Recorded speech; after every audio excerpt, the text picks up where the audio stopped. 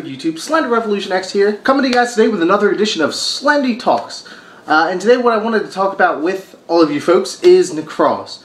Now I know it's been a while and I haven't put up a solid archetype discussion video, but that's what I kind of wanted to go into here.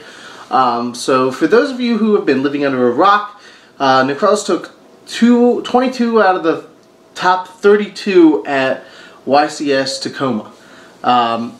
And I think it's a little bit fluky. You know, I'm not really sold on the archetype. The archetype is based on a lot of searching and a lot of foddering out bigger monsters, which we've seen in past archetypes. Now, I don't want to say it's a fluke that they top, but it's kind of odd that something that came in that weekend, the first weekend it was legal, and just completely swept the format there. I mean, I think there was like 2 or 3 Burning Abyss, which has been pretty much running the tables prior to the release of Nekroz. I'm just a little bit skeptical. I don't think you can base them off of one event, and one of the reasons I think they did so well is people weren't expecting them to be as big of a threat. You know, it's hard to know what you're going up against with a release like that. I think it's going to take 2 or 3 more events for us to see where they really fit in the format. Now you're going to see people, because you look at how people have sided prior to this event, and like I said, I preach it all the time, is that side decking is what separates good players from great players. If you know how to side deck, you can be at the top tables, you can get your tops more often than, you know, if you don't side deck really well. It's a huge part of the game, and 15 cards can make a big difference in how you do in a tournament. And I think people were still siding based on Clayfort's, Burning Abyss, Shadows, which have a completely different side deck mentality than Nekroz do. You didn't see people siding 3 Mistake or 2 Mistaken Thunder King Ryo or Drone Lockbirds or things like that. So I think a lot of people were unprepared for what they were about to face. And I think that that showed in the fact that the Nekroz players had completely taken over the tournament. So I want to give it a few more events before I'm really sold on this archetype. Not saying that it's a bad archetype, but I don't think it's as great as it showed at that event. One player you look at, Frosty Elkun, he is a great Clayfort player.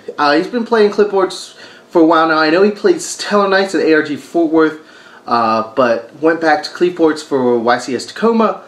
Great player. If you ever get a chance to watch his feature matches, he does a really great job deciphering cards and understanding cards and being able to make those tough side deck choices to win him games. And the consistency of his Clayfort deck definitely showed again as he did get another top 32, maybe even top 16 at Tacoma. And one thing he was saying while in an interview that he took him with Inch 95, I believe, was that he played, I think he said 6 or 7 Nekroz players in Swiss, and didn't even know what the deck did until about the 3rd or 4th match. So it takes a little while to understand, but surprise factor has always been a thing. You know, many times we see a deck, top 32 or top 16 or top 8, that a lot of its advantage was gained on surprise factor. Never on this large of a scale has that happened, but I think the idea still remains the same. You know, a lot of guys went in there with this deck, it being very consistent because it's able to fodder out monsters, it has the rotas, it has all those things that allows you to search for cards.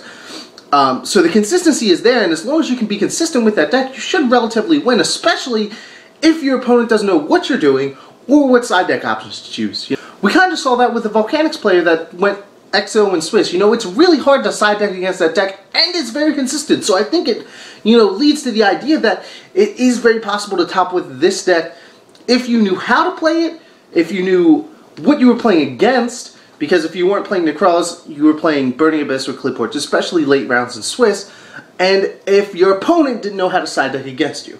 So that's all I really wanted to come out and say to you guys is, you know, I'm not saying it's a bad deck, because it's a great deck. And consistency makes great decks. It's been shown in the past, it'll be shown for the future, it'll be shown for the rest of the life of this game. If your deck can be consistent, it will have the potential to be a great deck.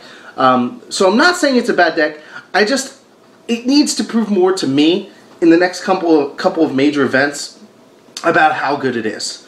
So, and I think, honestly, with the release of Secret Forces, flip the format upside down. We're going to see a lot of different things. We're going to see Yusenju, Ritual Beasts, Nekroz, and Burning Abyss, Clueforge, Shadows, I think you have a very open format and it's going to be exciting.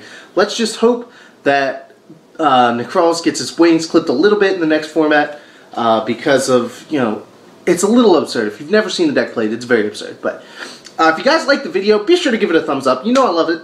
If you guys have any comments, leave them in the comment section below. I'll be sure to get back to you guys. And if you think what I'm saying is completely absurd, make sure to let me know. And as always, guys, remember to subscribe to join the revolution today.